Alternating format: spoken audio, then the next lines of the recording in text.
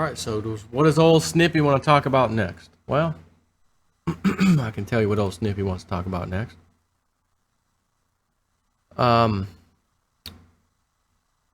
Wolf Richter has an article up I want to talk about. Reminds me of a little bit of Jamie Dimon upset with crypto, upset with Bitcoin. Jamie, you remember when you made that nonsensical comment? And you guys, do you remember when Jamie Dimon said that? And I came out here like, I don't even know what kind of facial expression I may have, but it was like nonsense. And I told you guys, you need to thank Jamie Dimon for what he just did. You need to thank Jamie Dimon, thank China, thank all of them, especially Jamie. Because Jamie Dimon, they say, and it looked like it, right? His words go, oh my gosh, Bitcoin's down. Litecoin's down. Ethereum's, all of them were down. Oh my gosh, what did I tell you? What did your best friend JSnip4 tell you? Guys, you should be loading the boat.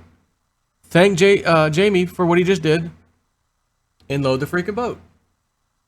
That's what I said. And I proceeded to buy a little bit more Litecoin, got some more Ethereum, a little bit more Bitcoin, you know.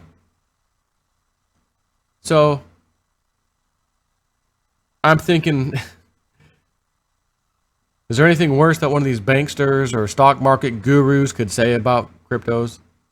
And I found somebody, not exactly anyone that's, you know, Jamie Dimon status, but it's mentioned right here in this article. I don't remember ever having seen crazier times or more pandemic proportions. Quote, it is the biggest scam ever. Such a huge, gigantic scam that it's going to blow up in so many people's faces. It's worse than anything I was ever doing, explained Jordan Belfort concerning ICOs, or initial coin offerings, of cryptocurrencies. The former, here it is, the former penny stock broker. You know, like a junk bond peddler, a junk stock peddler. Penny stocks. You get the right one, they could make a killing. But almost none of them ever do, right? Yeah. The former penny stock broker portrayed by Leonardo DiCaprio in The Wolf of Wall Street should know. He spent 22 months in the Goose House for securities fraud and money laundering. In his comment, it's far worse than anything I was ever doing. No, I don't think so. There's no fraud happening here. I mean, of course, there's scammers out there. There's scammers on everything.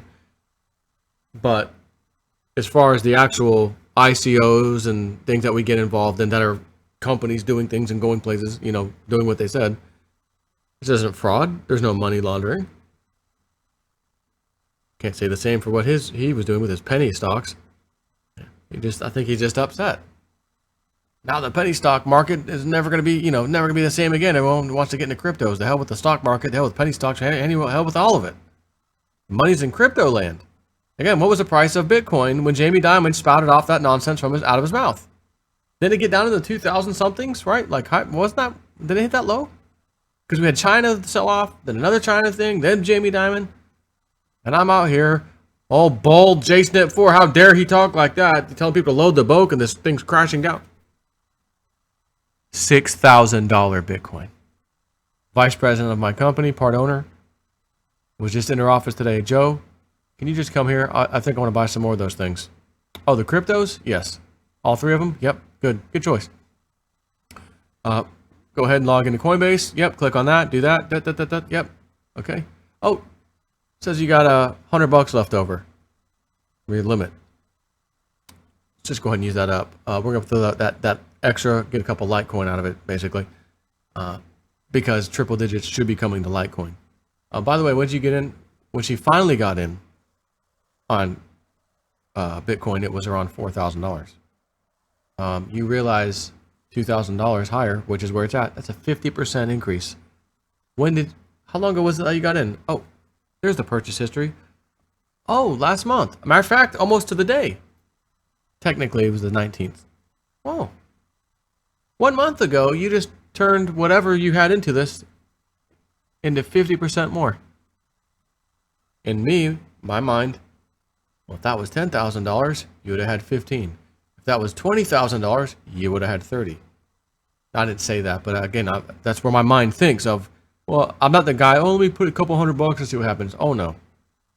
I see what these things are doing. I'm not putting a couple $100 in. Let's go all the way, baby. Bang, bang. That one, I'm not playing games. Let's do this. And you saw how it's been working out, especially in the beginning when some of these ICOs went nuts, like Veritasium and Ripple in the beginning when it was a penny, 2 pennies. Now, I didn't get into that one, even though I was telling everybody, hey, this could be great. Cliff High says data shows crazy. And sure enough, it did. Believe me, I'd love to have been in on that one. 40 times return. Penny, 40 cents. Oh, my goodness. Yeah, exactly. Just about anyone can call themselves a startup, make promises of future products or services, and sell digital tokens to raise funds. These digital tokens become tradable cryptocurrencies. Buyers do not receive any ownership of the startup, which is what traditional startup investors get. Instead, they're usually promised something in the future, such as free access to the service once available. It doesn't really matter what the promises are because people buy the tokens to get rich, hoping that they're getting into the hottest cryptocurrency on the ground floor. ICOs are not regulated and anything goes. So far this year, there have been 202 ICOs that have raised just over $3 billion, according to the Financial Times. Including those ICOs, there are now about 1,000 cryptocurrencies with a total market capitalization of around $170 billion from Bitcoin on down. Hundreds have fizzled, their value has evaporated, and trading activity has died. Whoever bought them has now become the end user of a useless digital token.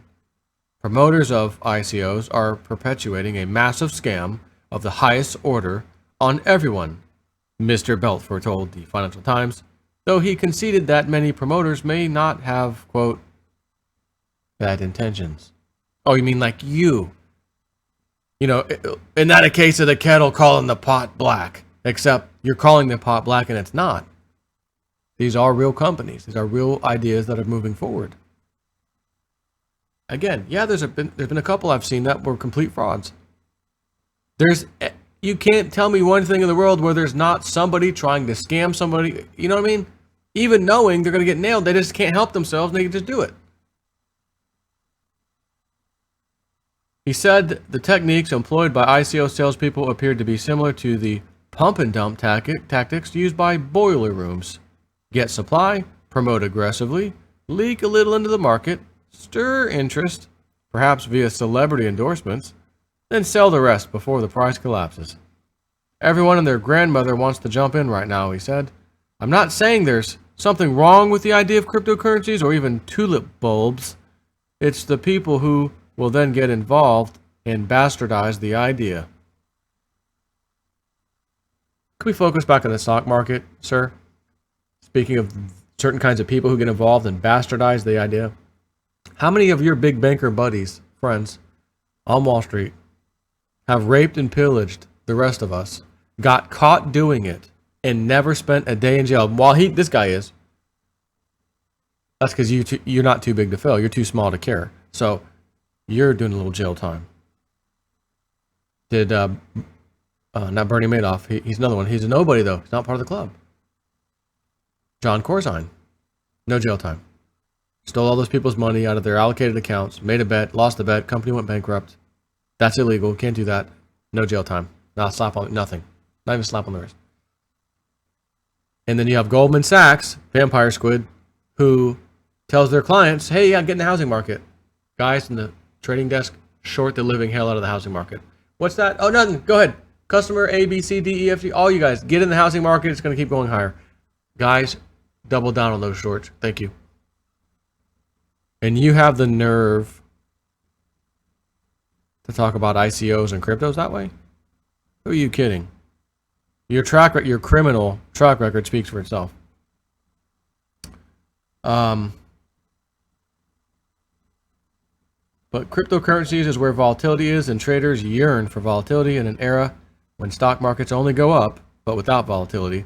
They yearn for big price swings, and they get those in cryptocurrencies. When prices jump or plunge in the high single digits, and occasionally in the double digits, in a single day. And so Wall Street has discovered cryptocurrencies, according to the Financial Times.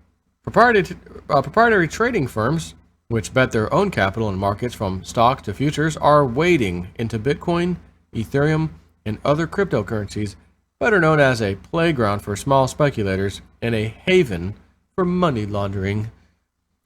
DRW of Chicago, one of the world's largest proprietary trading companies, has led the charge. About a dozen of its more than 800 employees buy and sell Bitcoin at a subsidiary named Cumberland Mining, which was established in 2014. Other firms have followed, including Jump Trading, DV Trading, and Hefmeyer Trading, plus in investments, according to industry executives. Quote, the volatility in asset classes is at an all-time historic low everywhere except for cryptocurrencies, so there's obviously a lot of interest in this space, end quote. And that was from Garrett C., CEO of DV Chain, the cryptocurrency affiliate of DV Trading, told a trading industry conference in Chicago last week. Proprietary trading firms have jumped in, amassing large inventories and making markets for hedge funds, family investment offices, and wealthy individuals, according to the Financial Times, which says such firms are renowned as high-frequency traders using computing firepower and telecommunications hardware to execute deals in millionths of a second. But in cryptocurrency, they are conducting many of their trades with tools such as email, Skype, and phones. The flavor of the counterparties has definitely shifted pretty dramatically in the last year, DRW CEO Don Wilson told Financial Times. DRW has long-term holdings of cryptocurrencies, giving it stocks to be able to sell to buyers. In March 2015, it bought 27,000 bitcoins that the U.S. government had confiscated in a case involving a drug marketplace called Silk Road, according to a report by CoinDesk. Worth $7.6 million at the time of the auction, the sum would now be valued at about $160 million. And there are tantalizing tidbits, according to the Financial Times.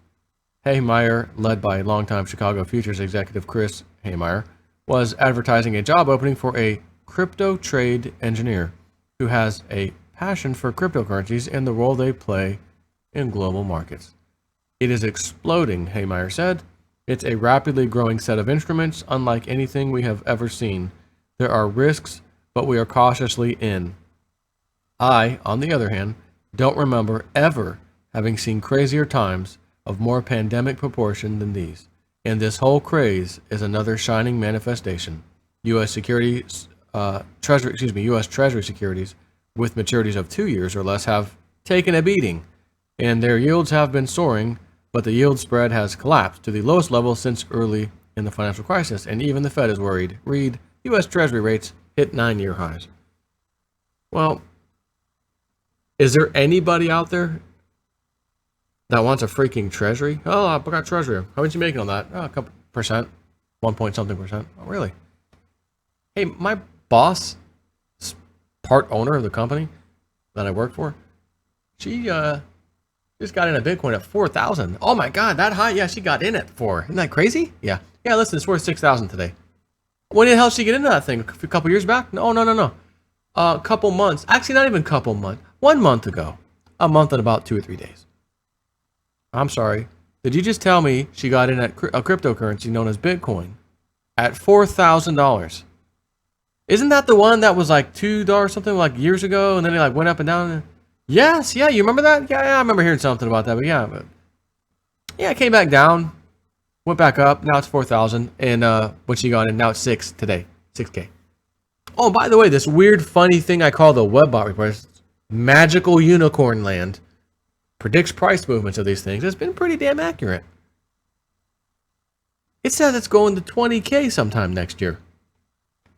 Not early in the year like the original plan was, because it seems like the data pushed something. Things pushed back in the data, I should say. But nonetheless, it's calling for 20K. So, yeah, how about that? How's that Treasury note working out for you? How's that Treasury bill working out? Good? Good. Fantastic. Take care.